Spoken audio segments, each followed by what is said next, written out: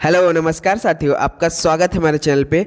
तो साथियों, आज हम इस वीडियो में देखने वाले हैं दिल्ली पुलिस के जीके जीएस के प्रीवियस ईयर सवाल। तो दोस्तों, हम इस वीडियो में लाए हैं जो पिछले वर्ष का आपका दिल्ली पुलिस एग्जाम हुआ है, उससे काफ़ी महत्वपूर्ण सवाल हम इस वीडियो में लाए हैं। तो दोस्तों देख लीजिए आपका दिल्ली पुलिस एग्जाम में कैसा कैसा आपका जीके जीएस का सवाल पूछता है, और इसी के आधार पर आपका पेपर जो 14 नवंबर को होगा, इसी के आधार पर आने वाला है। तो दोस्तों उसी के आधार पर आप तैयारी शुरू कर दीजिए, क्योंकि आपके पास बिल्कुल भी समय नहीं है। तो दोस्तों हम इस वीडियो में केवल 20 सवाल कराएंगे, वो भी प्रीवियस ईयर जो आपके दिल्ली पुलिस में बार बार पूछ रहा है। तो उम्मीद दोस्तों यह वीडियो आपको काफ़ी इंपॉर्टेंट होगी और काफ़ी महत्वपूर्ण होने वाली है। तो दोस्तों चलिए हम अपना पहला प्रश्न शुरू करते हैं। देखिए आज का हमारा प्रश्न पहला है, पूरा लेख विद्या का अभिप्राय है। तो दोस्तों पूरा लेख विद्या का अभिप्राय क्या है? तो दोस्तों ये होता है शिलालेखों का अध्ययन, जो दोस्तों हम मंदिरों के दीवारों पे देखते हैं, हम जो बना रहता है, मतलब डिजाइनिंग किया जाता है, उसी को क्या कहते हैं? शिलालेखों का अध्ययन। पूरा लेख विद्या जो होता है उसका अभिप्राय क्या होता है? शिलालेखों का अध्ययन होता है। तो ऑप्शन भी क्या हो जाएगा? बिल्कुल राइट ऑप्शन हो जाएगा। तो चलिए प्रश्न नंबर दूसरा देखते हैं। प्रश्न नंबर 2 दिया है, प्राचीन काल में स्रोत सामग्री लिखने के लिए प्रयुक्त भाषा थी। तो दोस्तों प्राचीन काल में स्रोत सामग्री लिखने के लिए प्रयुक्त भाषा क्या थी? तो संस्कृत थी। तो ऑप्शन ए बिल्कुल राइट ऑप्शन हो जाएगा। तो चलिए प्रश्न नंबर तीसरा देखते हैं। देखिए प्रश्न तीसरा दिया है, सिंधु घाटी सभ्यता में कालीबंगा निम्नलिखित में से किसके लिए प्रसिद्ध है? तो दोस्तों सिंधु घाटी सभ्यता में कालीबंगा निम्नलिखित में से किसके लिए प्रसिद्ध है? तो दोस्तों ये है मिट्टी के पात्र। तो ऑप्शन डी क्या हो जाएगा? बिल्कुल राइट ऑप्शन हो जाएगा। तो दोस्तों देखिए इसी प्रकार का दिल्ली पुलिस में जो बार बार सवाल आ रहे हैं, इसी टाइप का पूछ रहा है। तो उम्मीद है ऐसा ही सवाल देखने को मिल सकता है आपका पेपर में। तो दोस्तों यह वीडियो शुरू से लेकर तक जरूर बने रहिएगा। तो देखिए प्रश्न चौथा दिया है, निम्नलिखित वैदिक संहिताओं में से भारतीय संगीत का उद्गम किसमें से खोजा जा सकता है?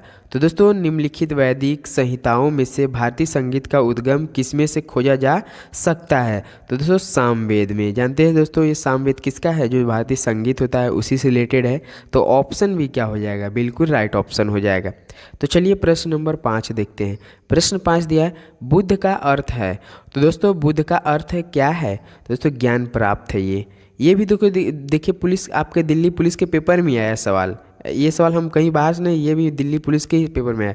तो ऑप्शन ए क्या है? बिल्कुल राइट ऑप्शन हो जाएगा। बुद्ध का अर्थ क्या होता है? ज्ञान प्राप्त। तो चलिए प्रश्न नंबर 6 देखते हैं। प्रश्न 6 दिया है, ईसन 78 से प्रारंभ होने वाले शक संवत का संस्थापक कौन था? तो दोस्तों ईसन 78 से प्रारंभ होने वाले शक संवत का संस्थापक कौन था? दोस्तों कनिष्क था। तो ऑप्शन ए बिल्कुल राइट ऑप्शन हो जाएगा, कनिष्क था। तो चलिए प्रश्न नंबर 7 देखते हैं। प्रश्न 7 दिया है, निम्नलिखित में से किसने सांची के स्तूप का निर्माण करवाया था? तो दोस्तों निम्नलिखित में से किसने सांची के स्तूप का निर्माण कराया था? तो दोस्तों अशोक ने करवाया था। तो ऑप्शन ए क्या है? बिल्कुल राइट ऑप्शन हो जाएगा। तो चलिए प्रश्न नंबर 8 देखते हैं। प्रश्न 8 दिया है, किसकी सेना ने ग्रीक शासक सिकंदर के साथ झेलम नदी के तट पर मुकाबला किया? दोस्तों किसकी सेना ने ग्रीक शासक सिकंदर के साथ झेलम नदी के तट पर मुकाबला किया? दोस्तों पोरस थे। ये इन्होंने क्या किया था? सिकंदर के साथ झेलम नदी के तट पर मुकाबला किया था। तो ऑप्शन डी क्या हो जाएगा? बिल्कुल राइट ऑप्शन हो जाएगा। तो चलिए प्रश्न नंबर 9 देखते हैं।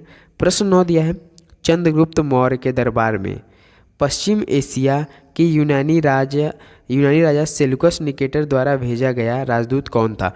तो दोस्तों चंद्रगुप्त मौर्य के दरबार में जो पश्चिम एशिया के यूनानी राजा सेल्यूकस निकेटर द्वारा भेजा गया था राजदूत, तो उसका नाम क्या था? दोस्तों उनका नाम था क्या था? मेगास्थनीज थे।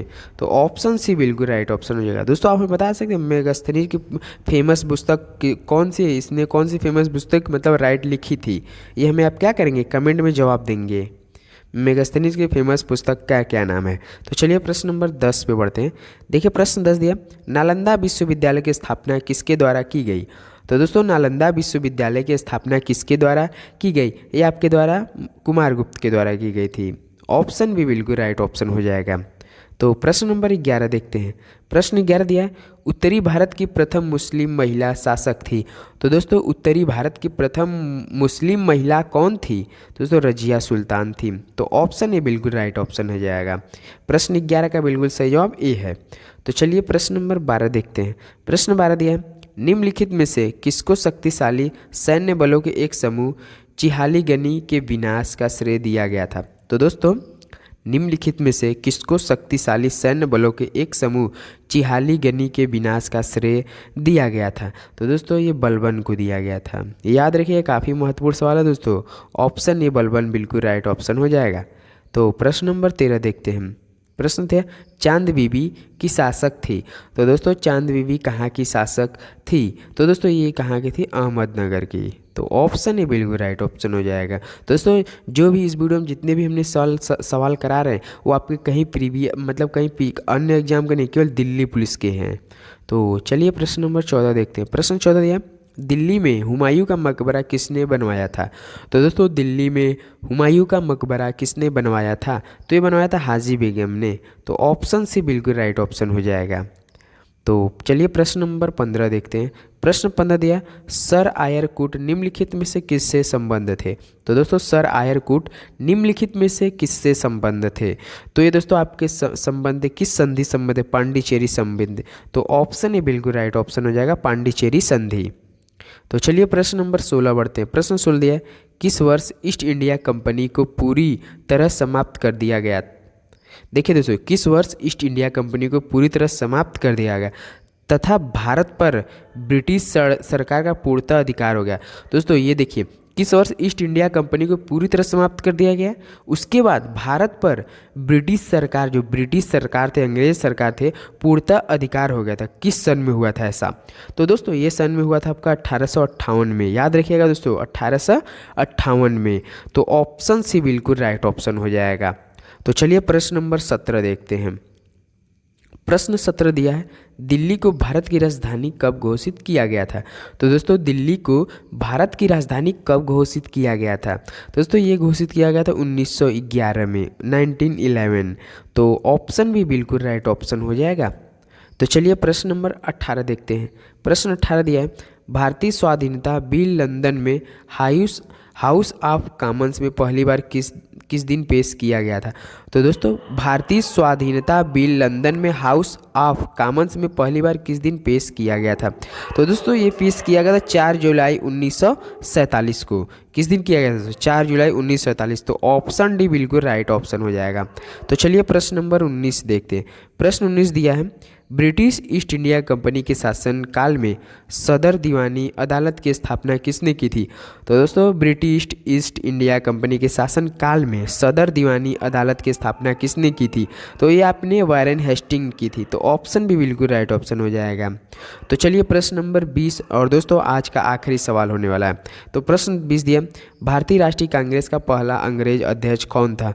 तो दोस्तों भारतीय राष्ट्रीय कांग्रेस का पहला अंग्रेज अध्यक्ष कौन था? तो ये जॉर्ज यूल था। तो ऑप्शन ही बिल्कुल राइट ऑप्शन हो जाएगा। तो दोस्तों आपको बताना है 20 सवाल हमने जो कराए दिल्ली पुलिस एग्जाम, आपको कितना सवाल का जवाब आ रहा था ये हमें ज़रूर कमेंट बताइएगा दोस्तों। तो दोस्तों ऐसे ही वीडियो पाने के लिए हमारे चैनल से आपको जुड़ना पड़ेगा, आपको अपना नोटिफिकेशन बेल ऑन करना पड़ेगा। तो दोस्तों यह वीडियो आपको काफ़ी लिए इंपॉर्टेंट सवाल है, ये प्रीवियस ईयर का सवाल करा रहे हैं दोस्तों। इससे पहले हम अपने यूट्यूब चैनल पर काफ़ी प्रीवियस ईयर अपलोड वीडियो कर दिए, तो उसे विजिट किए, काफ़ी महत्वपूर्ण सवाल है दोस्तों। आप हमसे जुड़ जाएंगे तो मैं गारंटी देता हूँ आपके जो 50 सवाल आ रहे हैं दिल्ली पुलिस में जीके जीएस के, वो आपसे एक भी नहीं छूटेगा।